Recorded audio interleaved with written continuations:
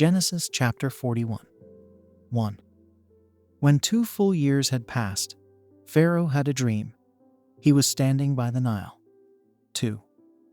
When out of the river there came up 7 cows, sleek and fat, and they grazed among the reeds. 3. After them, 7 other cows, ugly and gaunt, came up out of the Nile and stood beside those on the riverbank. 4. And the cows that were ugly and gaunt ate up the 7 sleek, fat cows. Then Pharaoh woke up. 5. He fell asleep again and had a second dream. 7 heads of grain, healthy and good, were growing on a single stalk. 6. After them, 7 other heads of grain sprouted thin and scorched by the east wind. 7. The thin heads of grain swallowed up the 7 healthy, full heads. Then Pharaoh woke up. It had been a dream. 8. In the morning his mind was troubled, so he sent for all the magicians and wise men of Egypt. Pharaoh told them his dreams, but no one could interpret them for him. 9. Then the chief cupbearer said to Pharaoh, "Today I am reminded of my shortcomings." 10. Pharaoh was once angry with his servants, and he imprisoned me and the chief baker in the house of the captain of the guard. 11. Each of us had a dream the same night, and each dream had a meaning of its own. 12. Now a young Hebrew was there with us, a servant of the captain of the guard. We told him our dreams, and he interpreted them for us, giving each man the interpretation of his dream. 13. And things turned out exactly as he interpreted them to us. I was restored to my position, and the other man was impaled. 14. So Pharaoh sent for Joseph, and he was quickly brought from the dungeon. When he had shaved and changed his clothes, he came before Pharaoh. 15. Pharaoh said to Joseph, "I had a dream, and no one can interpret it. But I have heard it said of you that when you hear a dream you can interpret it." 16. "I cannot do it," Joseph replied to Pharaoh, "but God will give Pharaoh the answer he desires." 17. Then Pharaoh said to Joseph, "In my dream I was standing on the bank of the Nile." 18. When out of the river there came up 7 cows, fat and sleek, and they grazed among the reeds. 19. After them, 7 other cows came up scrawny and very ugly and lean. I had never seen such ugly cows in all the land of Egypt. 20.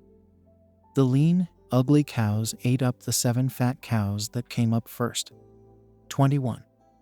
But even after they ate them, no one could tell that they had done so. They looked just as ugly as before. Then I woke up. 22. In my dream, I saw 7 heads of grain, full and good, growing on a single stalk. 23. After them, 7 other heads sprouted withered and thin and scorched by the east wind. 24. The thin heads of grain swallowed up the 7 good heads. I told this to the magicians, but none of them could explain it to me. 25. Then Joseph said to Pharaoh, "The dreams of Pharaoh are one and the same. God has revealed to Pharaoh what he is about to do." 26. The 7 good cows are 7 years, and the 7 good heads of grain are 7 years. It is one and the same dream. 27.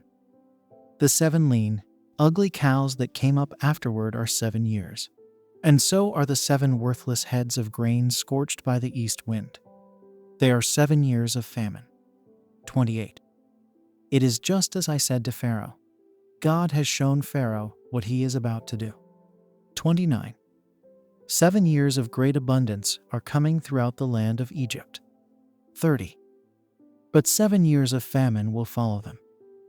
Then all the abundance in Egypt will be forgotten, and the famine will ravage the land. 31. The abundance in the land will not be remembered, because the famine that follows it will be so severe. 32. The reason the dream was given to Pharaoh in 2 forms is that the matter has been firmly decided by God, and God will do it soon. 33. And now let Pharaoh look for a discerning and wise man and put him in charge of the land of Egypt. 34.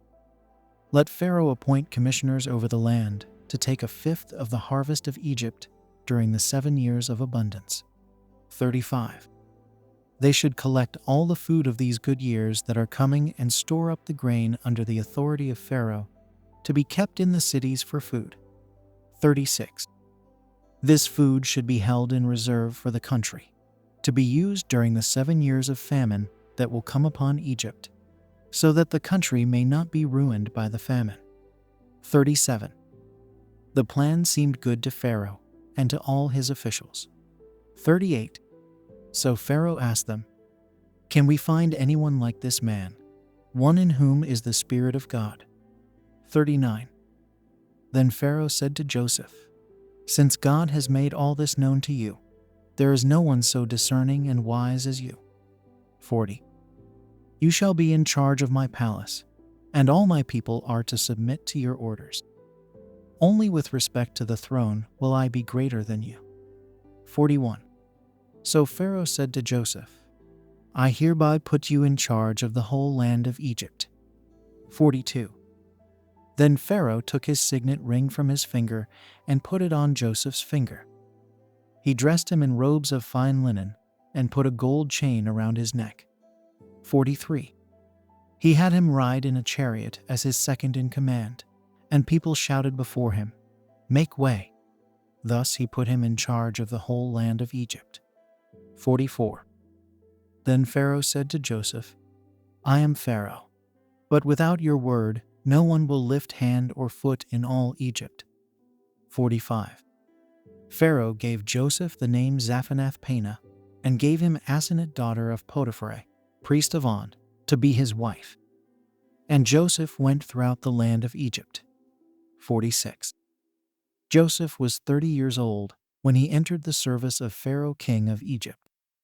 And Joseph went out from Pharaoh's presence and traveled throughout Egypt. 47. During the 7 years of abundance, the land produced plentifully. 48. Joseph collected all the food produced in those 7 years of abundance in Egypt and stored it in the cities. In each city, he put the food grown in the fields surrounding it. 49. Joseph stored up huge quantities of grain, like the sand of the sea. It was so much that he stopped keeping records because it was beyond measure. 50. Before the years of famine came, 2 sons were born to Joseph by Asenath, daughter of Potiphar, priest of On. 51. Joseph named his firstborn Manasseh and said, "It is because God has made me forget all my trouble and all my father's household." 52. The second son he named Ephraim and said, "It is because God has made me fruitful in the land of my suffering." 53.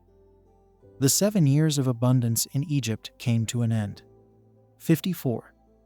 And the 7 years of famine began, just as Joseph had said. There was famine in all the other lands, but in the whole land of Egypt there was food. 55. When all Egypt began to feel the famine, the people cried to Pharaoh for food. Then Pharaoh told all the Egyptians, "Go to Joseph and do what he tells you." 56. When the famine had spread over the whole country, Joseph opened all the storehouses and sold grain to the Egyptians, for the famine was severe throughout Egypt. 57. And all the world came to Egypt to buy grain from Joseph, because the famine was severe everywhere. Thank you for listening to the Word of God. To God be the glory.